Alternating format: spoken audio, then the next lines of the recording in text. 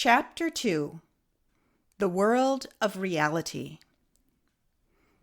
The practical man may justly observe at this point that the world of single vision is the only world he knows, that it appears to him to be real, solid, and self-consistent, and that until the existence, at least the probability, of other planes of reality is made clear to him, all talk of uniting with them is mere moonshine, which confirms his opinion of mysticism as a game fit only for idle women and inferior poets.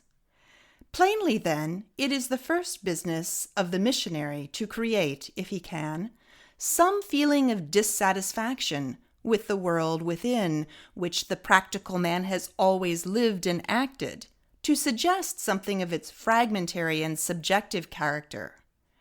We turn back, therefore, to a further examination of the truism, so obvious to those who are philosophers, so exasperating to those who are not, that man dwells, under normal conditions, in a world of imagination rather than a world of facts, that the universe in which he lives and at which he looks is but a construction which the mind has made from some few amongst the wealth of materials at its disposal. The relation of this universe to the world of fact is not unlike the relation between a tapestry picture and the scene which it imitates. You, practical man, are obliged to weave your image of the outer world upon the hard warp of your own mentality, which perpetually imposes its own convention and checks the free representation of life. As a tapestry picture, however, various and full of meaning, is ultimately reducible to little squares, so the world of common sense is ultimately reducible to a series of static elements conditioned by the machinery of the brain. Subtle curves, swift movement, delicate gradation, that machinery cannot represent. It leaves them out. From the countless suggestions, the tangle of many-colored wools which the real world presents to you, you snatch one here and there. Of these you weave together those which are the most useful, the most obvious, the most often repeated, which make a tidy and coherent pattern when seen on the right side. Shut up with this symbolic picture, you soon drop into the habit of behaving to it as though it were not a representation, but a thing. On it you fix your attention, with it you unite. Yet, did you look at the wrong side, at the many short ends, the clumsy joins and patches, this simple philosophy might be disturbed. You would be forced to acknowledge the conventional character of the picture you have made so cleverly, the wholesale waste of material involved in the weaving of it, for only a few amongst the wealth of impressions we receive are seized and incorporated into our picture of the world. Further, it might occur to you that a slight alteration in the rhythm of the senses would place at your disposal a complete new range of material, opening your eyes and ears to sounds, colors, and movements now inaudible and invisible, removing from your universe those which you now regard as part of the established order of things. Even the strands which you have made use of might have been combined in some other way, with disastrous results to the world of common sense, yet without any diminution of their own reality. Nor can you regard these strands themselves as ultimate. As the most prudent of logicians might venture to deduce from a skein of wool the probable existence of a sheep, so you, from the raw stuff of perception, may venture to deduce a universe which transcends the reproductive powers of your loom. Even the camera of the photographer, more apt at contemplation than the mind of man, has shown us how limited are these powers in some directions, and enlightened us as to a few of the cruder errors of the person who accepts its products at face value, or, as he would say, believes his own eyes. It has shown us, for instance, that the galloping racehorse, with legs stretched out as we are used to see it, is a mythical animal, probably founded on the mental image of a running dog. No horse has ever galloped thus, but its real action is too quick for us, and we explain it to ourselves as something resembling the more deliberate dog action which we have caught and registered as it passed. The plain man's universe is full of racehorses which are really running dogs, of conventional waves, first seen in pictures and then imagined upon the sea, of psychological situations taken from books and applied to human life, of racial peculiarities generalized from insufficient data and then discovered in actuality, of theological diagrams and scientific laws flung upon the background of eternity as the magic lantern's image is reflected on the screen. The colored scene at which you look so trustfully owes, in fact, much of its character to the activities of the seer, to that process of thought, concept, cogitation, from which Keats prayed with so great an ardor to escape, when he exclaimed in words which will seem to you, according to the temper of your mind, either an invitation to the higher laziness, or one of the most profound aspirations of the soul. Oh, for a life of sensations rather than thoughts! He felt, as all the poets have felt with him, that another, lovelier world, tinted with unimaginable wonders, alive with ultimate music, awaited those who could free themselves from the fetters of the mind, lay down the shuttle and the weaver's comb, and reach out beyond the conceptual image to intuitive contact with the thing. There are certain happy accidents which have the power of inducting man for a moment into this richer and more vital world. These stop, as one old mystic said, the wheel of his imagination, the dreadful energy of his image-making power weaving up and transmuting the incoming messages of sense. They snatch him from the loom and place him in the naked simplicity of his spirit, face to face with that other than himself whence the materials of his industry have come. In these hours, human consciousness ascends from thought to contemplation, becomes at least aware of the world in which the mystics dwell, and perceives for an instant, as St. Augustine did, the light that never changes, above the eye of the soul, above the intelligence. This experience might be called, in essence, absolute sensation. It is a pure feeling state in which the fragmentary contacts with reality achieved through the senses are merged in a wholeness of communion which feels and knows all at once, yet in a way which the reason can never understand, that totality of which fragments are known by the lover, the musician, and the artist. If the doors of perception were cleansed, said Blake, everything would appear to man, as it is, infinite. But the doors of perception are hung with the cobwebs of thought, prejudice, cowardice, sloth. Eternity is with us, inviting our contemplation perpetually, but we are too frightened, lazy, and suspicious to respond, too arrogant to still our thought and let divine sensation have its way.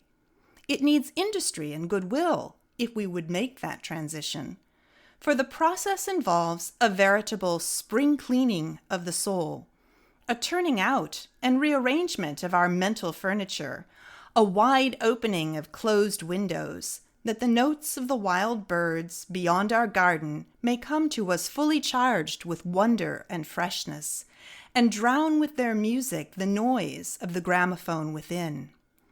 Those who do this discover that they have lived in a stuffy world, whilst their inheritance was a world of morning glory, where every titmouse is a celestial messenger, and every thrusting bud is charged with the full significance of life. There will be many who feel a certain skepticism as to the possibility of the undertaking here suggested to them, a prudent unwillingness to sacrifice their old, comfortably upholstered universe on the mere promise that they will receive a new heaven and a new earth in exchange. These careful ones may like to remind themselves that the vision of the world presented to us by all the great artists and poets, those creatures whose very existence would seem so strange to us were we not accustomed to them, perpetually demonstrates the many-graded character of human consciousness. The new worlds which await it, once it frees itself from the tyranny of those labor-saving contrivances with which it usually works. Leaving on one side the more subtle apprehensions which we call spiritual, even the pictures of the old Chinese draughtsmen and the modern impressionists of Watteau and of Turner, of Manet, Degas, and Cézanne, the poems of Blake, Wordsworth, Shelley, Whitman, these and countless others assure you that their creators have enjoyed direct communion, not with some vague world of fancy, but with a visible natural order which you have never known. These have seized and woven into their pictures strands which never presented themselves to you, significant forms which elude you, tones and relations to which you are blind, living facts for which your conventional world provides no place.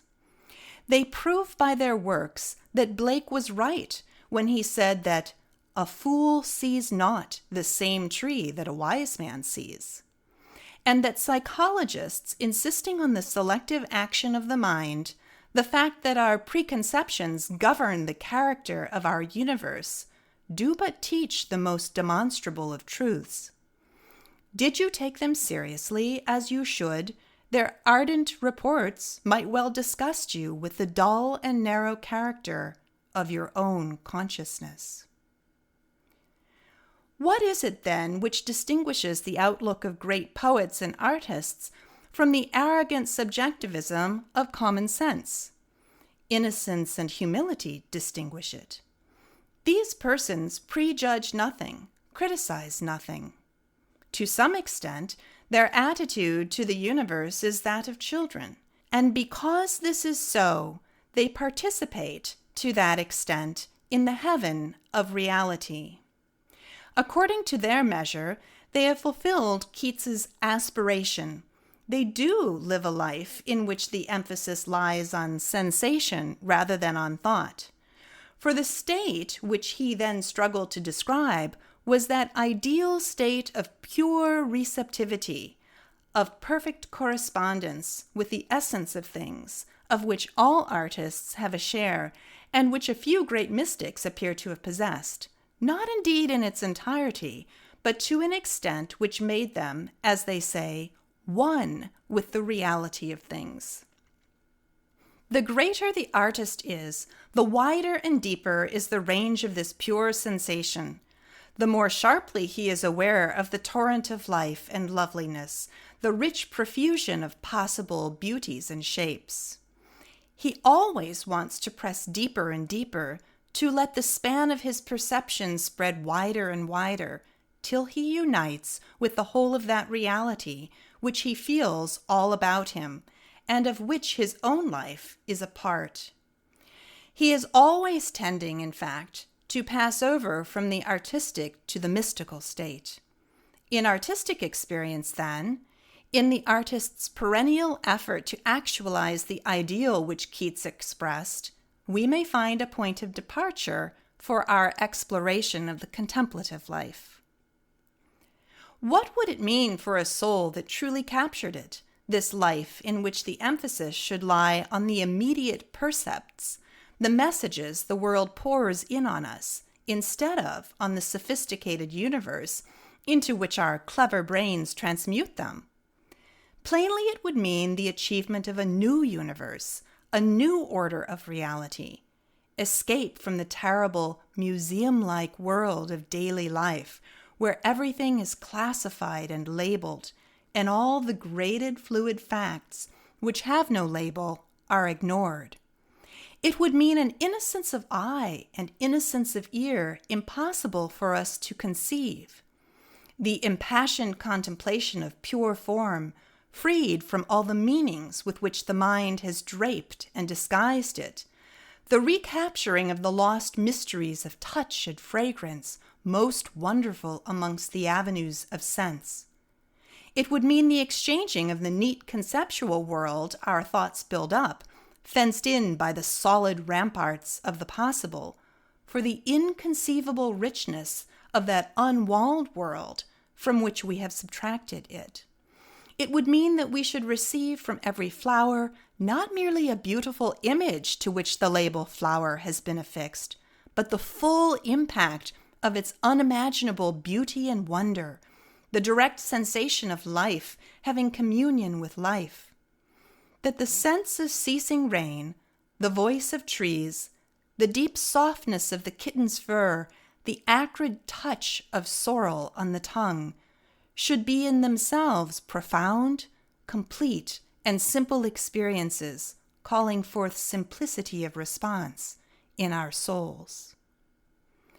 Thus understood, the life of pure sensation is the meat and drink of poetry, and one of the most accessible avenues to that union with reality which the mystic declares to us as the very object of life.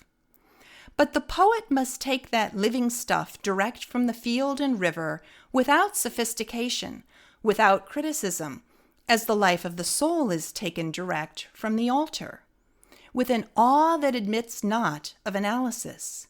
He must not subject it to the cooking, filtering process of the brain. It is because he knows how to elude this dreadful sophistication of reality, because his attitude to the universe is governed by the supreme artistic virtues of humility and love, that poetry is what it is. And I include in the sweep of poetic art the colored poetry of the painter, and the wordless poetry of the musician and the dancer too. At this point, the critical reader will certainly offer an objection. You have been inviting me, he will say, to do nothing more or less than trust my senses, and this too on the authority of those impracticable dreamers, the poets. Now it is notorious that our senses deceive us. Everyone knows that, and even your own remarks have already suggested it. How then can a wholesale and uncritical acceptance of my sensations help me to unite with reality? Many of these sensations we share with the animals. In some, the animals obviously surpass us. Will you suggest that my terrier, smelling his way through an uncoordinated universe, is a better mystic than I? To this I reply that the terrier's contacts with the world are doubtless crude and imperfect. Yet he has indeed preserved a directness of apprehension which you have lost. He gets and responds to the real smell, not a notion or a name. Certainly the senses, when taken at face value, do deceive us. Yet the deception resides not so much in them as in that conceptual world which we insist on building up from their reports and for which we make them responsible. They deceive us less when we receive these reports uncooked and unclassified, as simple and direct experiences. Then, behind the special and imperfect stammerings, which we call color, sound, fragrance, and the rest, we sometimes discern a whole fact, at once divinely simple and infinitely various, from which these partial messages proceed, and which seeks, as it were, to utter itself in them. And we feel, when this is so, that the fact thus glimpsed is of an immense significance, imparting to that aspect of the world which we are able to perceive all the significance, all the character which it possesses. The more of the artist there is in us, the more intense that significance, that character will seem.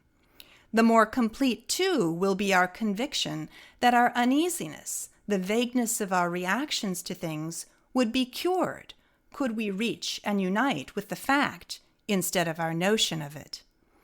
And it is just such an active union, reached through the clarified channels of sense and adulterated by the content of thought, which the great artist or poet achieves.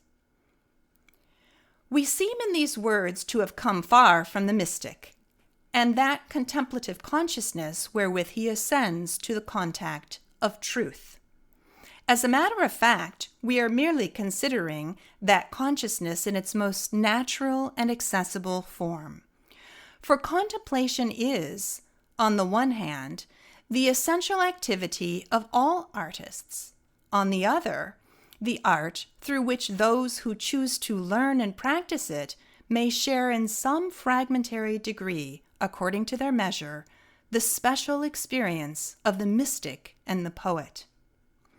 By it, they may achieve that virginal outlook upon things, that celestial power of communion with veritable life, which comes when that which we call sensation is freed from the tyranny of that which we call thought. The artist is no more and no less than a contemplative who has learned to express himself, and who tells his love in color, speech, or sound. The mystic, upon one side of his nature, is an artist of a special and exalted kind, who tries to express something of the revelation he has received, mediates between reality and the race.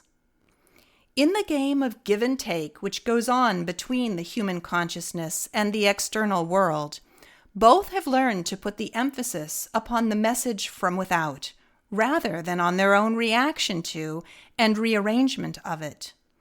Both have exchanged the false imagination which draws the sensations and intuitions of the self into its own narrow circle, and there distorts and transforms them, for the true imagination which pours itself out, eager, adventurous, and self-giving, towards the greater universe. End of Chapter 2. Recorded by Carla Arnell, Lake Forest, Illinois.